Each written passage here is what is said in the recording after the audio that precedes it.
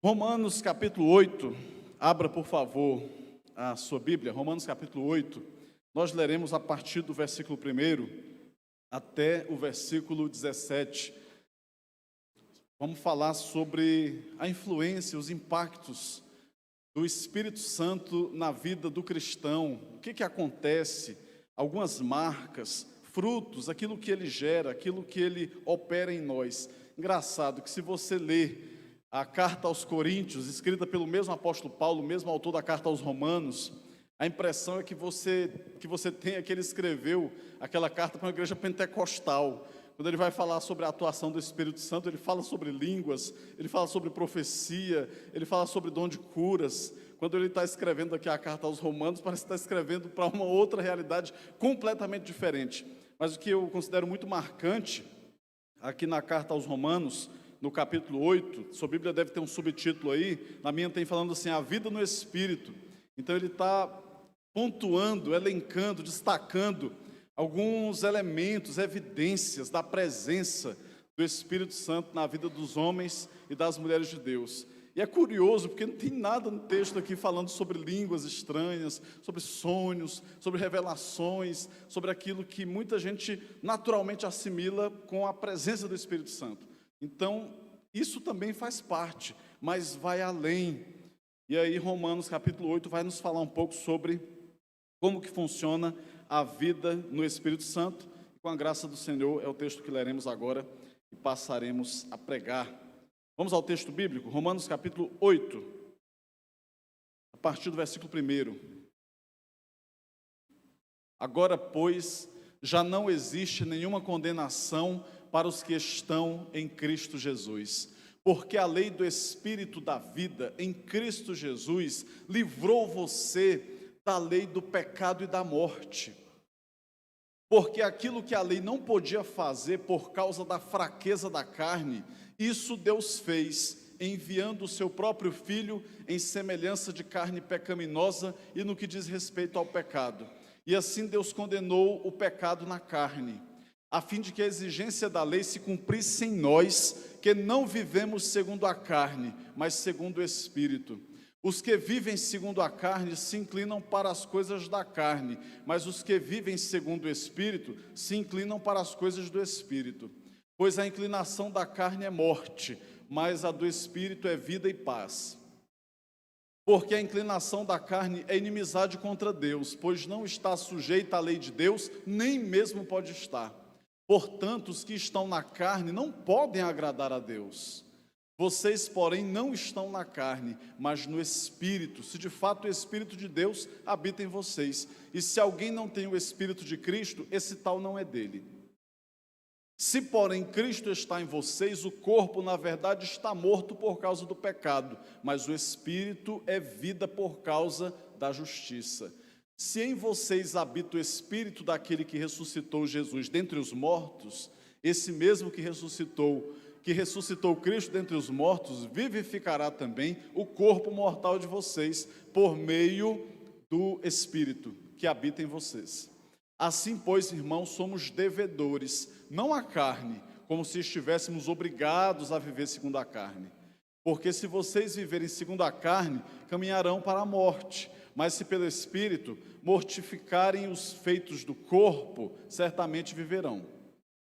Pois todos os que são guiados pelo Espírito de Deus são filhos de Deus. Porque vocês não receberam um espírito de escravidão para viverem outra vez atemorizados, mas receberam o espírito de adoção, por meio do qual clamamos, Abba, Pai.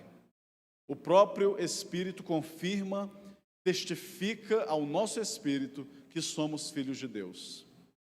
E se somos filhos, somos também herdeiros, herdeiros de Deus e co-herdeiros com Cristo, se com Ele sofremos, para que também com Ele sejamos glorificados. Vamos orar mais uma vez? Senhor, nosso Deus e Pai, mais uma vez nos colocamos aqui diante do Senhor e suplicamos, ó Deus, a direção absoluta do Teu Santo Espírito. para que tu fales ao coração da tua igreja, na medida, ó Deus, e intensidade que tu sabes que todos e cada um de nós aqui presentes precisamos. Em nome de Jesus, Pai, que as palavras dos lábios e o meditar do coração sejam agradáveis a ti, rocha nossa e redentor nosso. Oramos em nome de Jesus. Amém. Eu estou bem servido de água aqui hoje, hein?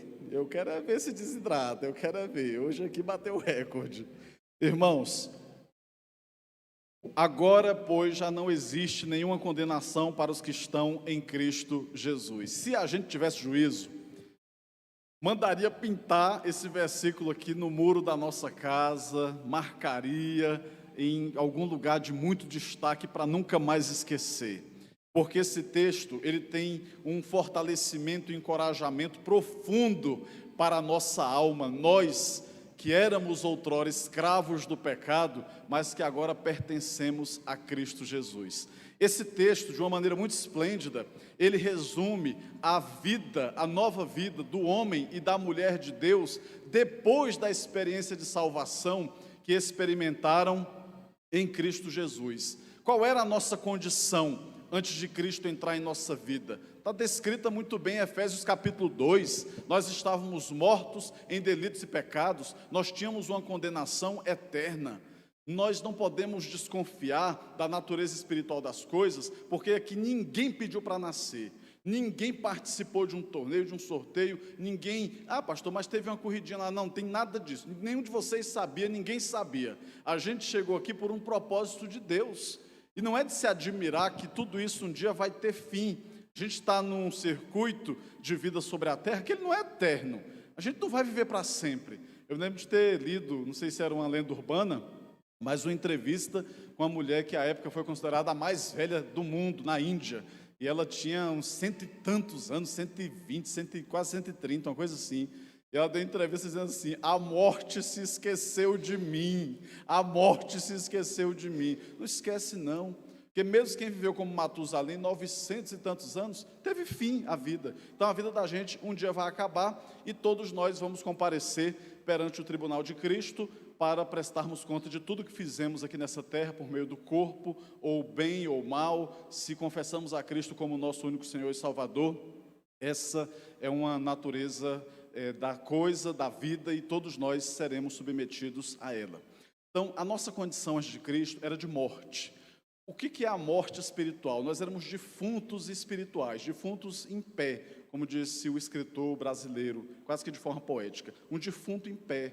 A gente perambulava, zanzava por aí como se fosse um apocalipse zumbi, mas nós não tínhamos absolutamente nenhum tipo de controle e consciência sobre a nossa vida. Pensávamos que tínhamos, não tínhamos. Nós estávamos engaiolados, enjaulados, aprisionados no cativeiro do pecado. Podíamos perceber algumas coisas, mas a nossa condição era de absoluta insensibilidade. Seguimos naturalmente o curso do mundo, o curso da vida, por natureza péssimos, maus, pecadores. Mesmo a falácia de que a criança é um anjinho, não é. A Bíblia diz que em iniquidade fomos formados e em pecado nos concebeu nossa mãe. Para ensinar o que é bom para um filho é luta. Quem tem filho sabe o que é difícil, como é que é difícil. O pastor Jeremias Pereira diz que a gente prega muito bem sobre filhos, até os filhos completarem 2 anos. Aí depois disso a gente percebe que não é tão assim fácil quanto parece. Tem muito filósofo que nunca teve um filho, mas já tem um beabá completo. Eu vou ser a sucessora da Super Nani, eu vou ser o Isamitiba de Braslândia quando eu tiver filho. Calma. Sua hora vai chegar. Para ensinar o que é bom é difícil. O que não presta, eles aprendem naturalmente, eles aprendem a ter inveja, eles aprendem a ter ciúme, eles têm acessos, explosões de raiva, porque tudo isso vem embutido em nossa natureza. Até quando nós estamos dormindo, quando em tese o cérebro ele desconecta aqui da realidade, a gente no máximo vai sonhar, até naquela hora sobre nós repousa a natureza pecaminosa. Então nós estávamos no fluxo natural de perdição e tendo como única certeza a morte e condenação para o inferno. Jesus Cristo, Deus, olhava para a nossa vida sobre essa terra como se fosse um quadro. E nesse quadro Deus via tanto o dia do nosso nascimento quanto o dia do nosso funeral. E Deus percebeu que todas as histórias terminavam da mesmíssima forma, todo mundo despencando dentro do inferno. Então Deus entrou na história para mudar o curso das coisas e mudar o desfecho da história dos seres humanos. 1 João capítulo 2, versículo 2 diz que Jesus Cristo, Ele é a propiciação pelos nossos pecados, e não somente pelos nossos, mas pelos do mundo inteiro, porque Deus não quer que ninguém se perca, mas sim que todos venham ao pleno conhecimento da salvação. O Verbo se fez carne e veio habitar entre nós, o Deus Emanuel, Jesus Cristo, vestiu-se de pele humana, submeteu-se a essa precaríssima condição humana aqui na terra, foi para aquela região de Palestina, completamente dominada pela insalubridade, poeira, sol causticante, sem esgoto nem nada, sujeito a bactéria, a fungo, a tudo de ruim que você puder pensar. O Verbo se fez carne e veio habitar entre nós, cheio de graça e verdade, e vimos a sua glória, como a do unigênito do Pai, o único Filho de Deus. Jesus Cristo veio à terra, Ele nasceu para morrer. Ele nasceu para morrer, e Ele morreu com um propósito. Se Jesus tivesse vindo à terra e apenas tivesse nascido, o plano da salvação não teria se completado. Nós estaríamos fadados ao inferno. Nós estaríamos condenados à danação eterna, à perdição eterna e ao inferno. Se Jesus tivesse apenas nascido, se Jesus tivesse apenas cumprido o seu ministério, pregado, feito milagres, o plano seria incompleto. Então ele precisou morrer na cruz do Calvário. É por isso que o texto bíblico diz: Deus amou o mundo de tal maneira que deu o seu único filho, para que todo aquele que nele crê não morra. Então não é brincadeira, a gente não está falando de uma hipótese, de uma brincadeira, é algo real. Jesus Cristo morreu na cruz do Calvário, porque Ele precisava intervir em nossa história. Ele precisava interromper o fluxo natural de destruição e de perdição e de condenação ao inferno. Ele entrou em nossa condição humana, Ele morreu na cruz do Calvário em nosso lugar. Nunca conheceu o pecado, Jesus Cristo. Mas Ele levou sobre si os fardos violentos e destruidores do nosso pecado. Quando Ele estava preso lá na cruz, no Calvário, Ele expressou, Eli lama sabachthani, Deus meu, por que me desamparaste? Nossa cabeça não tem condições de discernir completamente o que aconteceu ali, temos apenas um vislumbre, porque naquele momento todo o fardo do nosso pecado, iniquidade, toda a maldição que estava sobre nós por condenação, ela foi descarregada sobre Jesus. O justo, o santo, se fez pecado por nós. O santo bendito se fez maldição por nós. Morreu na cruz do Calvário em nosso lugar. Por isso que se diz que se eu conheço a Cristo, eu pertenço a Cristo, eu não posso brincar com o pecado, porque eu não posso brincar com aquilo que matou o meu melhor amigo, que foi o meu Senhor e o meu Salvador Jesus Cristo. Tem uma história que na época das prensas, das gráficas rústicas, lá no século XVI, um pouquinho depois da Reforma Protestante, de 1517, a filha do dono de uma gráfica, que tinha uma prensa lá, produzindo conteúdo bíblico, depois de Gutenberg, aí ela viu um rascunho lá, rasgado no chão, uma parte de João que dizia assim: porque Deus amou o mundo de tal maneira que deu. Aí a outra parte estava rasgada, ela não sabia o que tinha adiante. Aí quando ela viu aquilo, ela começou a chorar. Como assim? Deus, um grande Deus, amou o mundo, me amou de tal maneira que deu algo. E quando ela descobriu o que vinha depois?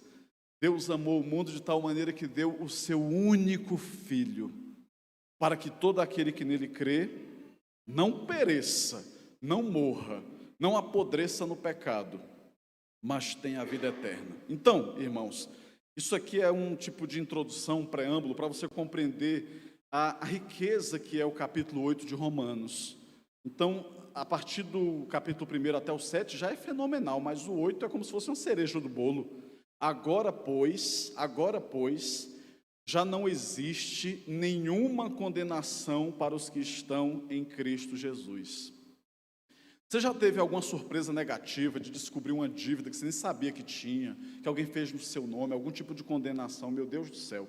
Quando eu fui para o concílio do seminário, eles pediram antecedentes criminais da Justiça Federal, na Justiça Estadual, fiz lá em Belém, o concílio foi em Belém, aí eu peguei antecedente criminal na Justiça Estadual, Justiça Federal, SPC e Serasa. Quando puxou SPC e Serasa, ó a dívida. Como assim? Isso não tem nada. Eu estou aqui com os bolsos furados, seminarista, não tenho um tostão furado, eu só compro do dinheiro, porque é o que me resta, porque ninguém vai me dar um cartão nunca.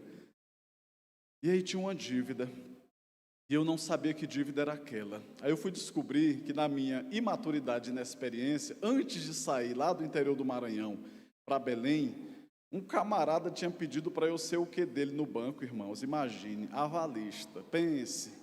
Estava aquela dívida imensa, o camarada estava só pousando de bacana para lá e para cá com um carro novo, e não pagou a conta, e aquilo foi uma dor de cabeça.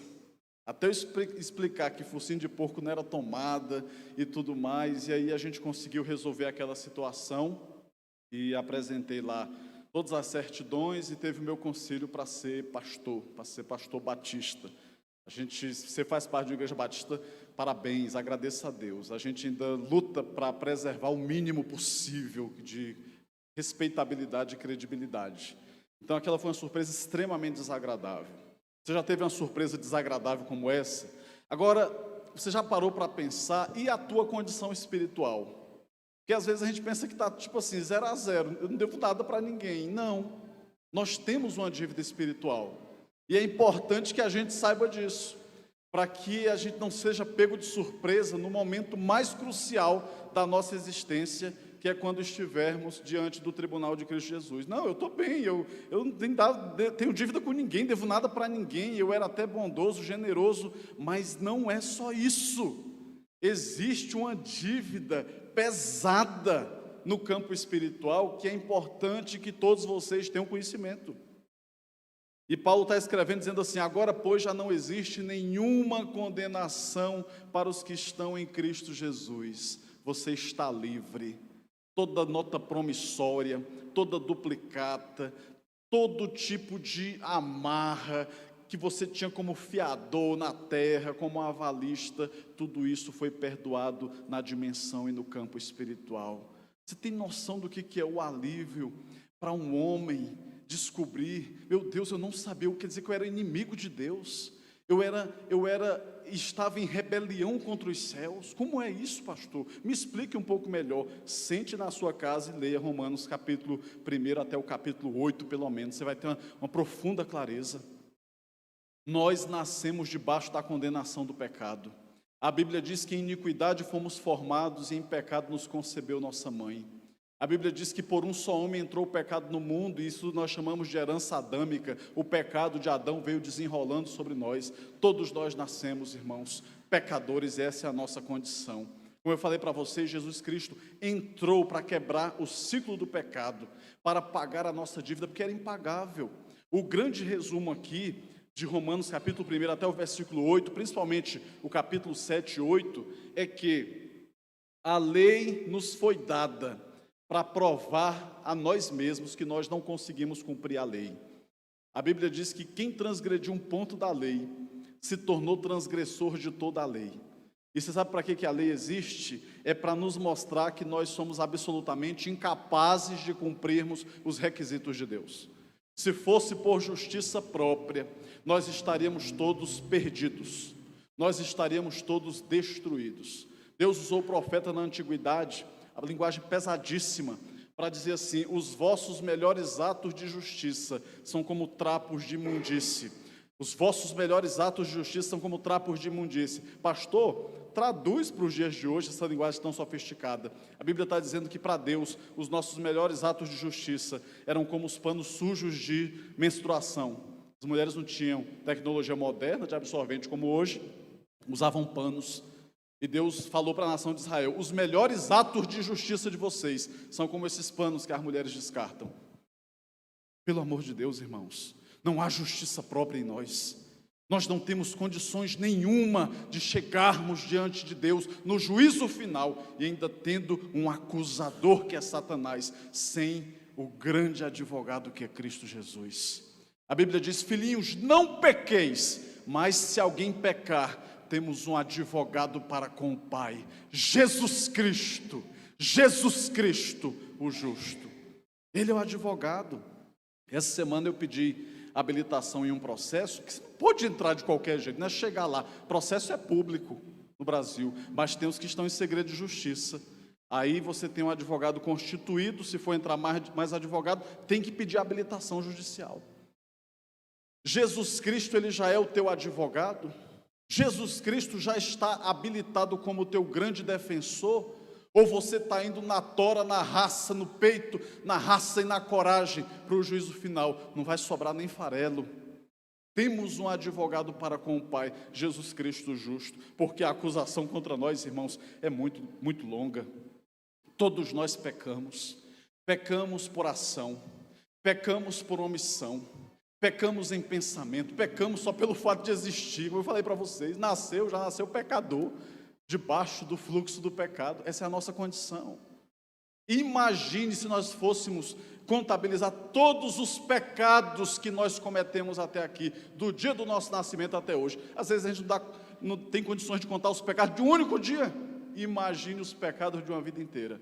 E os pecados que vão levar-nos diante do tribunal de Cristo são os pecados de uma vida inteira. Todos os pecados. Qual é a condição que nós temos de sair absolvidos de um julgamento como esse? Nenhuma. Por isso que eu estou apontando para vocês, leiam a Bíblia. Porque a Bíblia, quando ela diz assim: agora, pois, não existe nenhuma condenação para os que estão em Cristo Jesus. Você tem noção do que significa um alvará judicial para quem está preso? Você tem noção do que significa uma sentença de absolvição de alguém? Você tem noção do que significa? Eu estava vendo um debate recente, jurídico, sobre o direito ao esquecimento. E às vezes, em raros casos, a justiça está dando ganho de causa para que a pessoa tenha direito ao esquecimento nas redes sociais. Quer dizer, alguns tipos de notícias sobre a pessoa vão ser incinerados da rede social. Ninguém, quando procurar no Google, enfim, ninguém vai achar mais. O direito ao esquecimento. E é o que Deus está dando para nós. O direito ao esquecimento sobre o nosso passado, a absolvição. Chegar, imagine, irmãos, com um fardo de uma vida inteira de pecados. Chegar e Deus dizer assim: pega aqui, meu filho, aqui está o teu alvará, a tua sentença de absolvição.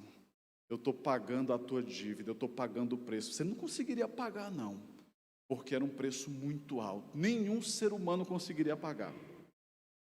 Quando a gente lê o Antigo Testamento, ele era sombra do que haveria de vir.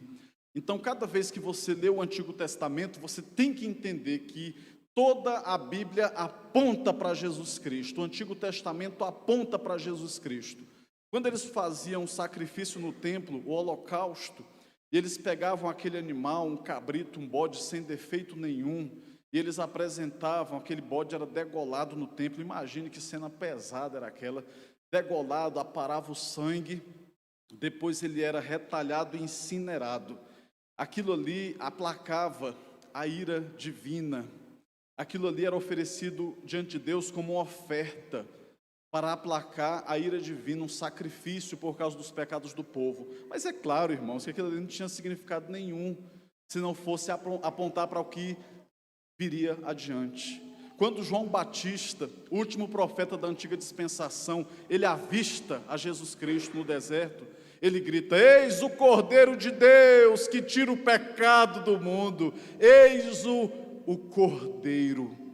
Porque aqueles cordeirinhos lá do Antigo Testamento, mesmo que pegasse dezenas de milhões de bodes, de cabritos, de ovelhas, de cordeiros, e sacrificasse a todos eles, e incinerasse a todos eles no altar, não seria suficiente para pagar o preço pelo pecado de um homem sequer. Nenhum homem na terra teria condições, porque todos, desde Adão, essa é a herança adâmica, desde Adão, todos nós já nascemos maculados pelo pecado. Nenhum de nós preencheu os requisitos. Então Jesus Cristo teve que descer. o Verbo se fez carne e veio habitar entre nós. Mas como eu falei, ele nasceu para morrer. Porque se ele só tivesse nascido, o plano de salvação seria incompleto. Se ele só tivesse nascido e cumprido seu ministério, o plano seria incompleto. Mas ele foi até a morte e morte de cruz. Foi a pergunta que fizeram no meu conselho que eu não soube responder. O que significa o sacrifício vicário de Cristo? Eu me confundi, embananei nas palavras e vamos ser sinceros, eu não sabia mesmo.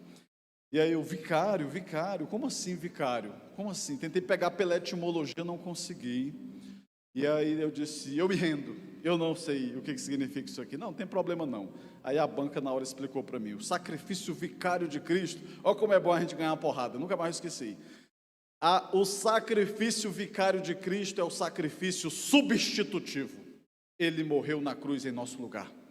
Ele morreu na cruz em nosso lugar. A cruz era meu lugar. O Francisco Helder que tinha que ter sido pregado lá, mas não ia adiantar nada, ia me matar e não ia adiantar nada. Ele morreu em meu lugar. Ele morreu. Eu contei já para vocês em algum momento aqui, não me lembro quando, a história de um rei que dentro do seu domínio ali, do seu comando, do seu império, seu condado, ele descobriu que tinha um ladrão, estava roubando as pessoas, roubando as casas, e ninguém conseguia capturar aquele homem. Ele baixou um decreto, olha, quando pegarem esse bandido, ele vai ser açoitado em praça pública, 40 chibatadas em praça pública. Aí os dias se passaram, mais roubos aconteceram, até que conseguiram capturar o ladrão. E aí, meus irmãos, na verdade não era um ladrão, era uma ladra. E era quem? A mãe do rei. Só que ele não podia se desmoralizar. Como é que ele ia dizer assim, não, né? Minha mãe não, né? Minha mãe não, por favor, né? Tem limite, né? Toda lei, toda punição, toda justiça tem limite. Não tem. Maquiavel que dizia, aos amigos os favores, aos inimigos a lei. Não, ele não podia se desmoralizar perante seus súditos. Ele disse, o que fala o decreto? 40 chibatadas no ladrão, cumpra. Aí foram lá, pegaram a sua mãe, a despiram, tiraram a blusa, colocaram de peito para baixo, as costas ali em cima do tronco, e quando o soldado pegou o chicote para começar a sessão de 40 chibatadas, ia baixar, ele, espere! Aí ele foi, tirou os seus trajes reais, se deitou sobre as costas da mãe e disse, pode cumprir. Como assim? Cumpra! O decreto tem que ser cumprido. E cumpriu 40 açoites nas costas do próprio rei. Foi o que Jesus fez por nós. Ele sabia que nós não tínhamos condições de suportar o peso da punição pela justiça por causa do pecado. Na hora que ia descendo sobre nós, irmãos, Jesus disse, foi e se deitou, e o fardo dos nossos pecados foi todo descarregado sobre Jesus. Aleluia, meu Deus. Obrigado, papai. O sacrifício de Jesus. Você precisa conhecer o Evangelho, você precisa conhecer a Jesus Cristo, para parar de brincar com aquilo que matou o seu melhor amigo, que foi Jesus. Jesus morreu na cruz. Eu gosto de falar isso aqui nas ceias. Quando Cristo morreu na cruz, Ele teve a incrível capacidade de lembrar-se de mim, de lembrar-se de você. Jesus se lembrou de nós. Ele pensou assim, é por você, meu filho, é por você, minha filha, é por amor a você. O que você vai fazer diante de tamanha demonstração do amor de Deus? Agora, pois, já não existe nenhuma condenação para os que estão em Cristo Jesus, porque a lei do Espírito da vida em Cristo Jesus livrou você da lei do pecado e da morte. Porque aquilo que a lei não podia fazer por causa da fraqueza da carne, isso Deus fez, enviando o seu próprio Filho em semelhante de carne pecaminosa. E no que diz respeito ao pecado, assim Deus condenou o pecado na carne. Projeta para nós, versículo 4. A fim de que a exigência da lei se cumprisse em nós, que não vivemos segundo a carne, mas segundo o Espírito. Os que vivem segundo a carne se inclinam para as coisas da carne, mas os que vivem segundo o Espírito se inclinam para as coisas do Espírito. Irmãos, a vida nossa é toda ela sobre a terra. Pode deixar o texto, a gente vai depois seguir no texto, tá? ela é toda muito eletrizante. Porque quando a gente pensa assim, não, Cristo morrendo na cruz, pagando o preço pelos nossos pecados, está tudo resolvido. Não, eu preciso passar pela experiência da conversão, da salvação em Cristo Jesus. A maioria aqui já passou. Aí quando a gente passa pela experiência da conversão, pensa assim, agora acabou, agora eu vou botar a pantufa e esperar o dia da minha redenção final, ser chamado por Deus para morar no céu. Aí que a gente se engana. Ainda tem toda uma jornada de peregrinação sobre a terra e essa batalha espiritual para permanecer em Cristo, para não desonrar a Deus, para não desonrar o sacrifício de Cristo, para viver os propósitos do Senhor para a nossa vida. E Romanos é, em boa parte, principalmente na primeira parte, os 15 primeiros capítulos, resumindo sobre isso. O apóstolo, ele está escrevendo isso aqui para nós, e você deve ler isso aqui com muita reverência. Muitas vezes vão vir lágrimas aos seus olhos, porque você vai dizer assim, meu Deus do céu, é muito difícil, mas o mais complicado o Senhor já fez por nós, eu não vou esmorecer. Você vai ler Romanos e vai dizer assim, realmente, eu não sou o único, eu não fui o primeiro e provavelmente não serei o último a entender que a vida do crente é uma vida de batalha sobre essa terra. A batalha da santificação, de dizer não para a carne, não para as inclinações da carne, não para os desejos da carne, não para as investidas de Satanás, e dizer sim para Deus, e dizer sim para Cristo. É uma batalha para você domar e botar no devido lugar a sua carne.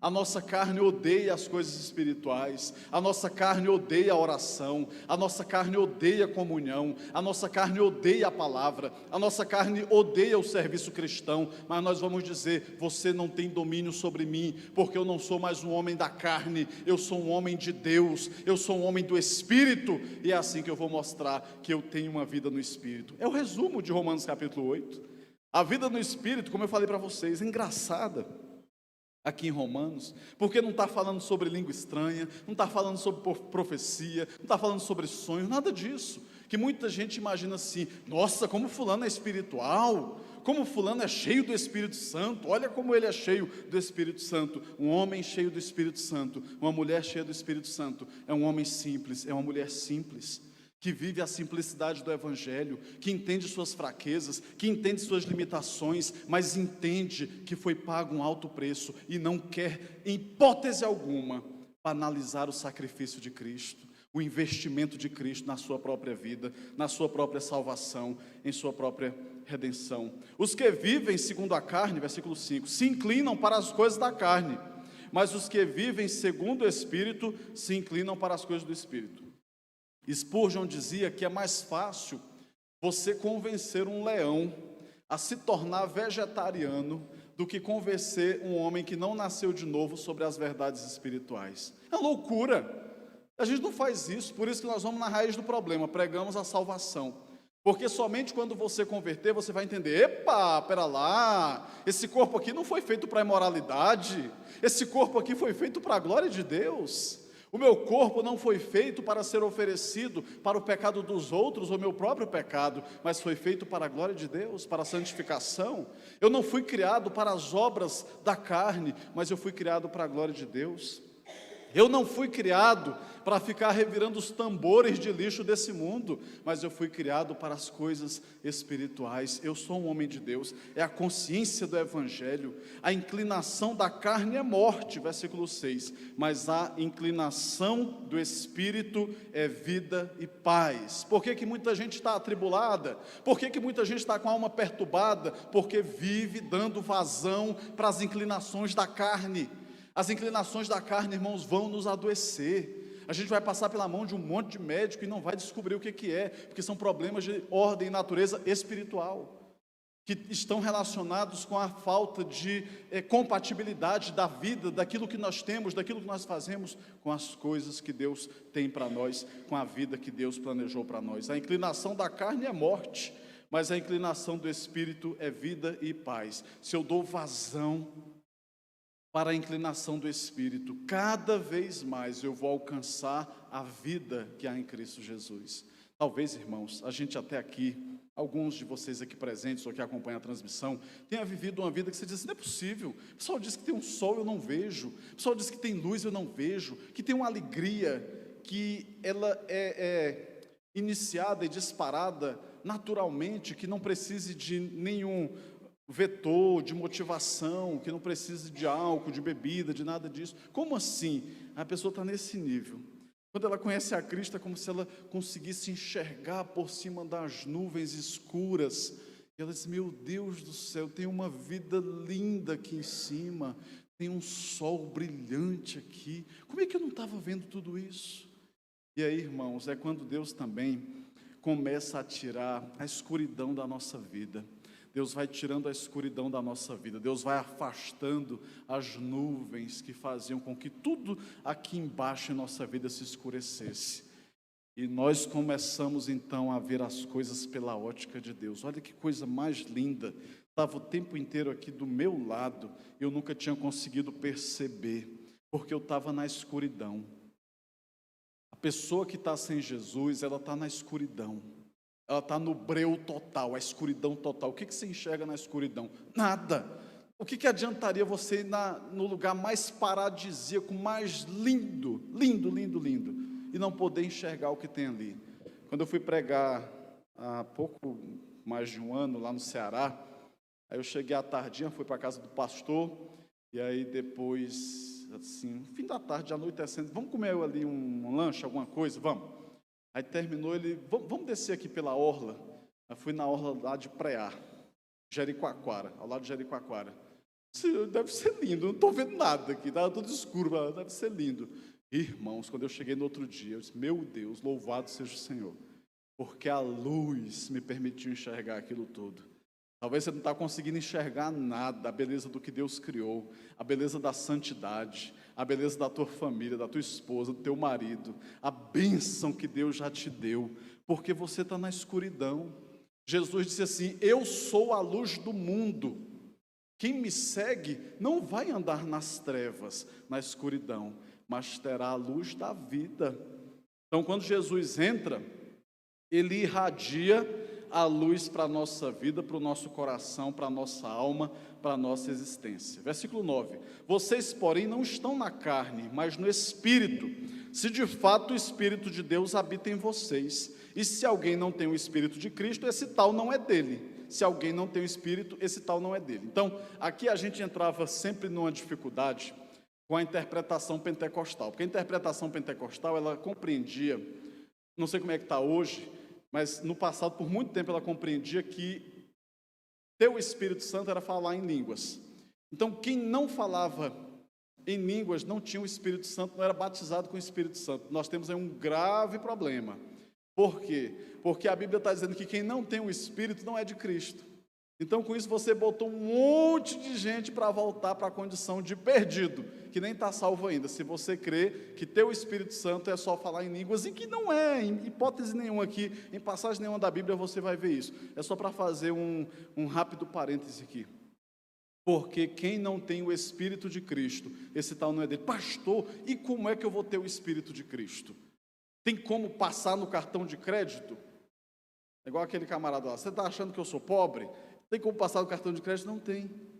Pistolão? Também não. Por descendência e ancestralidade? Também não.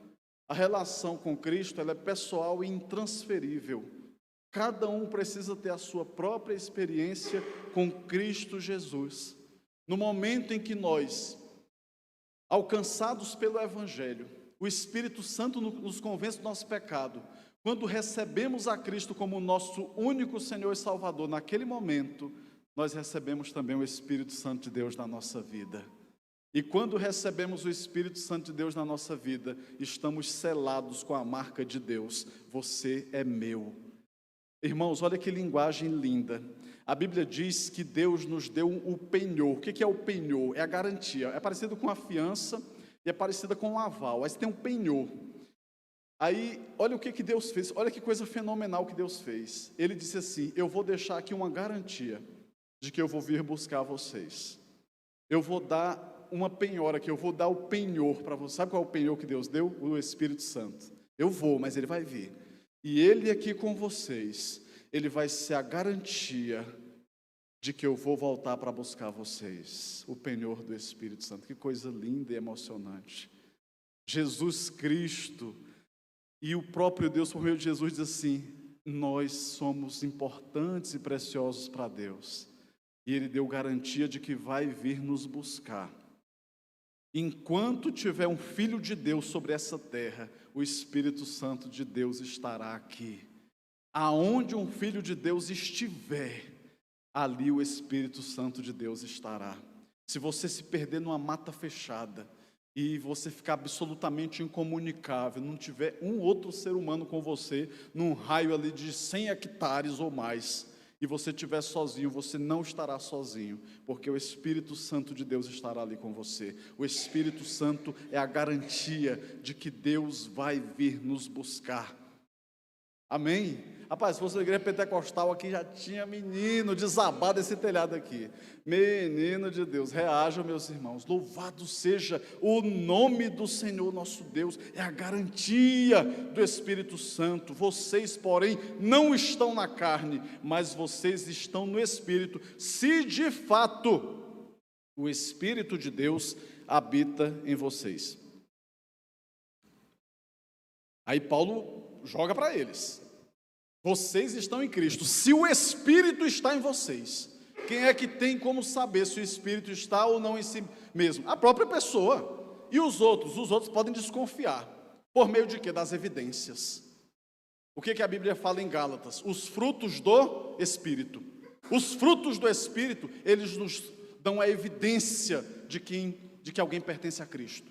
A pessoa que é carnal, ela produz os frutos da carne, que é inveja, né? E a lista é grande. E os frutos do Espírito estão também descritos em Gálatas: paz, amor, benignidade, domínio próprio, mansidão, bondade, frutos do Espírito. Então você olha, porque Jesus falou assim: é pelos frutos que conhece a árvore. Então as pessoas podem olhar e fazer as suas análises, conferir com a Bíblia e dizer assim: é crente ou não é crente, é convertido ou não é. Mas você vai saber se você é ou não alguém que nasceu de novo. Por quê? Porque o Espírito confirma. Quer ver? Aguarde aí que o texto vai falar sobre isso. Se, porém, Cristo está em vocês, o corpo, na verdade, está morto por causa do pecado, mas o Espírito é vida por causa da justiça. Se em vocês habita o Espírito daquele que ressuscitou Jesus dentre os mortos, esse mesmo que ressuscitou dentre os mortos, vivificará também o corpo mortal de vocês por meio do Espírito Santo que habita em vocês. Tudo que nós temos e somos, se a gente fez uma aposta, essa aposta foi em Cristo Jesus. Nós não temos plano B, nós não temos outra alternativa. Eu não sei vocês, eu não tenho. A minha única alternativa é Cristo. Tudo que eu sou, tudo que eu tenho, todo o meu futuro, toda a minha esperança, a minha vida aqui e a minha vida eterna, toda ela eu depositei em Cristo Jesus. Eu não tenho plano B. A única esperança é em Jesus Cristo. Tudo, a esperança da ressurreição. Eu já pedi, eu sou igual aos judeus. Eu disse: se eu morrer aqui no ministério, por favor, manda me enterrar lá no Maranhão. Eu sou como os judeus, eu quero ser enterrado na minha terra natal, mas se ficar muito caro, enterra aqui mesmo, se bem que aqui deve ser mais caro para enterrar do que mandar para o Maranhão, né? Então não importa se a gente vai morrer e ser sepultado na terra, se vai ser cremado, que tem um crematório novo agora aqui, né? Tinha que mandar para Valparaíso, agora Distrito Federal, acho que já tem o dele. Não importa. Quando a gente fecha os olhos nessa terra, eu fecho os olhos, fecharei os meus olhos, os homens e mulheres de Deus fecharão os seus olhos, a gente enfrenta a morte sem medo algum, porque nós cremos na esperança da ressurreição. Não igual no filme do Alto da Compadecida. Não, deixa eu te dar um tiro que depois eu toco a gaita e você vai ressuscitar. Não é isso. Mas é a esperança que Cristo Jesus vai vir nos buscar. Porque esse aqui faz parte do pacote da nossa salvação. Se em vocês habita o Espírito daquele que ressuscitou Jesus dentre os mortos, esse mesmo que ressuscitou Cristo dentre os mortos, vivificará também o corpo mortal de vocês por meio do Espírito que habita em vocês. Assim, pois, irmãos, somos devedores não à carne, como se estivéssemos obrigados a viver segundo a carne, porque se vocês viverem segundo a carne, caminharão para a morte, mas se pelo Espírito mortificarem os feitos do corpo, certamente viverão.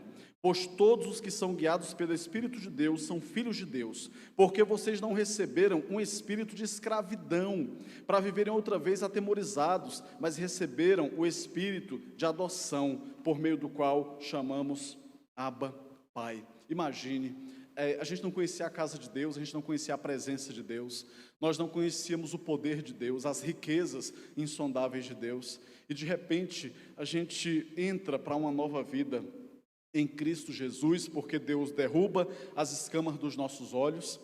Estou pegando a linguagem do apóstolo Paulo, mas tem a linguagem também do Antigo Testamento, que Deus tira o coração duro e de pedra e dá um novo coração.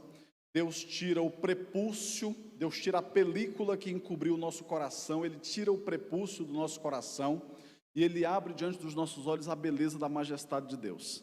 Aí a gente entra na presença de Deus e ficamos deslumbrados com tudo que vemos em Deus, ficamos maravilhados. E aí só de estar ali, irmãos, a gente já fica feliz. Aí Deus vira para nós e diz assim: posso te falar uma coisa?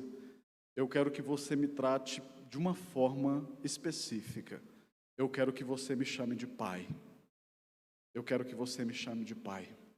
Você aqui não é hóspede, você não é uma visita, você é o meu filho amado. Está vendo isso aqui tudo? Isso aqui tudo é teu. Você pode me chamar de Abba, você pode me chamar de papaizinho, porque você é meu filho, eu te comprei, você foi gerado por mim, você é meu. Isso aqui é fenomenal, gente. Um texto desse aqui, se a gente tivesse vergonha na cara, a gente lia ele de joelho chorando, dizendo: Pai, muito obrigado, eu sou absolutamente indigno, mas muito obrigado por tudo isso que o Senhor tem feito por esse pobre e miserável pecador. Pois todos os que são guiados pelo Espírito de Deus são filhos de Deus, porque vocês não receberam espírito de escravidão, para viverem outra vez atemorizados, mas receberam o Espírito de adoção, por meio do qual chamamos Abba, Pai. O próprio Espírito confirma ao nosso espírito que somos filhos de Deus. Isso aqui é uma verdade impactante para o nosso coração também. Tem gente que fala assim: eu não gosto de evangélico, não gosto de crente, de convertido, porque eles são muito metidos. Eles ficam dizendo assim: eu sou salvo. Mas é claro, essa é uma segurança, é uma certeza que Deus nos dá. Como assim Deus te dá essa certeza? Você não está vendo no texto? O que o texto está dizendo? O próprio Espírito, o Espírito Santo, ele testifica, ele confirma com o nosso espírito que nós somos filhos de Deus. Jesus estava sendo batizado, e quando ele estava sendo batizado, o Espírito vem e diz assim: este é o meu Filho amado. Deus por meio do Espírito Santo: este é o meu Filho amado, em quem eu tenho prazer. Aí Jesus na cruz do Calvário, os seus opressores, os soldados estavam ali humilhando o nosso Senhor Jesus, e dizendo assim, e inclusive o ladrão ao lado falou: se tu é filho de Deus, desce dessa cruz, mostra teu poder, salva-te a ti mesmo e a nós. Ele não precisava provar nada para ninguém. Ele já sabia que ele era o Filho de Deus. Ele sabia disso. No seu batismo, Deus confirmou mais uma vez. E é a mesma coisa que acontece conosco. A gente não precisa provar nada para ninguém, não. Porque nós sabemos a experiência que nós temos tido com Cristo. Quando todo mundo pensava que Paulo ia esmorecer por causa das opressões, das perseguições, ele falou assim: eu sei em quem eu tenho crido, eu sei, eu conheço o meu Salvador, e eu estou certo que Ele é poderoso, e que vai guardar o meu depósito até o dia final. O próprio Espírito confirma, testifica com o nosso espírito que nós somos filhos de Deus. Ele dá essa segurança. Aí, irmãos, a gente faz um testezinho lá. Quem está desconfiando, está com Covid, ou que está grávida, vai fazer o beta-HCG e tal, aí vai dar reagente ou não reagente. Você devia fazer um teste espiritual, para ver se vai dar reagente ou não reagente. Só quem pode fazer é você. É você e Deus. Senhor, eu sou teu filho. Porque, irmão, se a dúvida tiver, a chance é muito grande de que seja um resultado não reagente.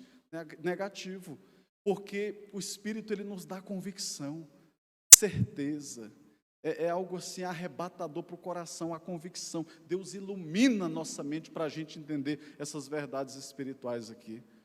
Deus falou para os seus servos: olha, vocês podem se alegrar, porque Deus ocultou essas coisas aqui dos poderosos dessa terra, dos grandes dessa terra, mas aprove a Deus revelar essas coisas aqui aos pequeninos dele, que somos nós. Parabéns, você é um filho amado de Deus. Quem está fora está imaginando, Deus botou você para dentro da casa e disse assim: vem cá, filhinho, isso aqui tudo é teu. Eu não quero que você me chame de outra coisa a não ser meu papaizinho. Tu és o meu papai. Deus quer ter intimidade conosco. Por isso é tão importante você compreender essas verdades espirituais. Para fechar a mensagem, o próprio Espírito confirma ao nosso espírito que somos filhos de Deus. E se somos filhos, somos também herdeiros, herdeiros de Deus e co-herdeiros com Cristo. Se com Ele sofremos, também com Ele seremos glorificados. Nenhuma dor é eterna, nenhum sofrimento é para sempre. Resta um repouso para o povo de Deus. Não esmoreça da sua posição em Cristo Jesus.